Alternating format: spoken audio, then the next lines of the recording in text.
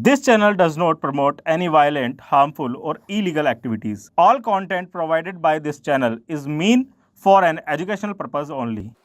21 मई 1991 रात के 10:21 एक तेज धमाका और भारत ने अपना पूर्व प्रधानमंत्री खो दिया। राजीव गांधी की हत्या वो काली रात थी जिसने देश को झकझोर दिया। इस दिन भारत ने एक प्रधानमंत्री को खोया और आज के इस वीडियो में हम आपको लेकर चलेंगे वक्त की उस गलियों में जहां राजीव गांधी की हत्या की पूरी कहानी सामने आएगी। राजीव गांधी का आखिरी 1 मिनट जो कैमरे में कैद हो गया। 21 मई वो दिन जब देश रो पड़ा था। कौन थी धनु जिसने आरडीएक्स से प्रधानमंत्री की जान ली।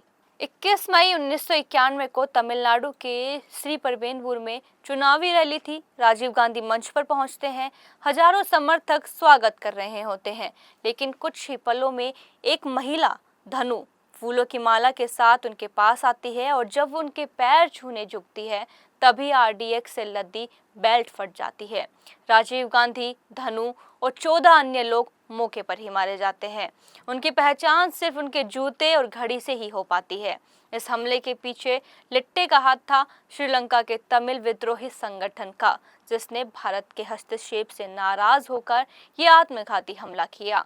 सीबीआई की विशेष जांच टीम ने जांच की, 26 लोगों को दोषी ठहराया गया, कई की फांसी की सजा दी गई, लेकिन सुप्रीम कोर्ट ने 2014 में कई को सजा को उम्र कैद में बदल दिया।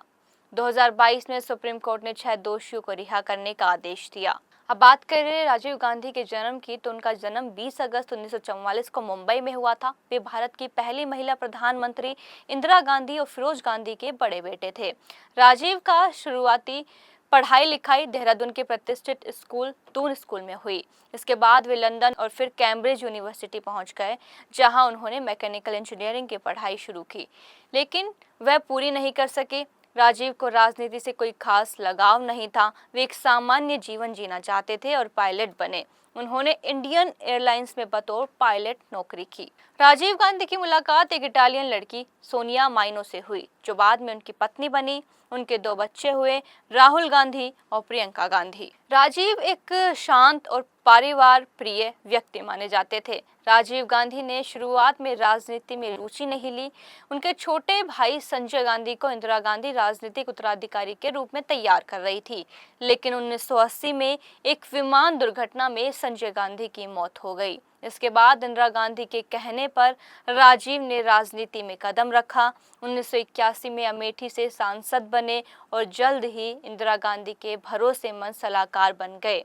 31 अक्टूबर 1984 को जब इंदिरा गांधी की हत्या हुई तो देश में सांप्रदायिक हिंसा भड़क उठी। उस संवेदनशील माहौल में कांग्रेस पार्टी और तत्कालीन राष्ट्रपति ज्ञानी जैल सिंह ने राजीव गांधी को प्रधानमंत्री पद की शपथ दिलाई।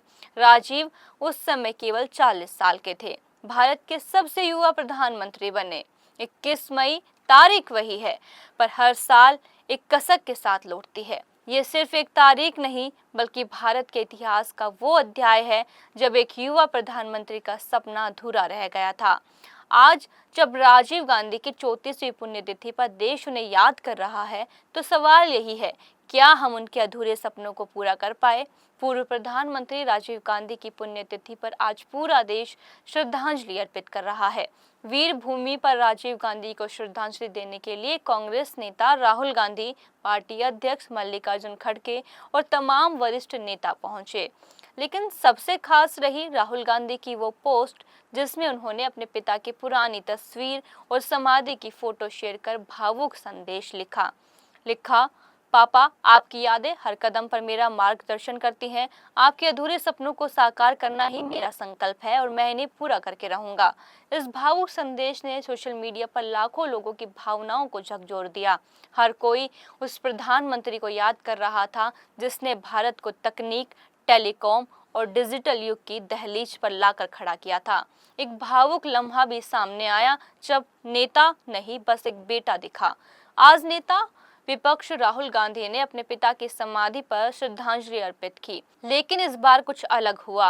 राहुल गांधी ने वहां से एक फूल उठाया और चुपचाप अपनी जेब में रख लिया। एक बेटा अपने पिता की याद को सहेजता हुआ। वो पल जब राजनीति पीछे छूट गई और केवल रिश्ते रह गए। मल्लिकार्जुन खड़गे ने भी राजीव गांधी को श्रद्धांजलि देते हुए कहा, वे भारत के आधुनिकीकरण के अग्रदूत थे।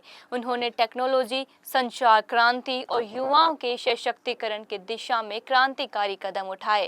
राजीव गांधी का विजन सिर्फ आज से नहीं बल्कि आने वाले कल से जुड़ा था। वे कंप्यूटर को गांव तक पहुंचाना चाहते थे, युवाओं को नौकरी और अवसर देना चाहते थे और भारत को एक आत्मनिर्भर डिजिटल राष्ट्र के रूप में देखना चाहते थे।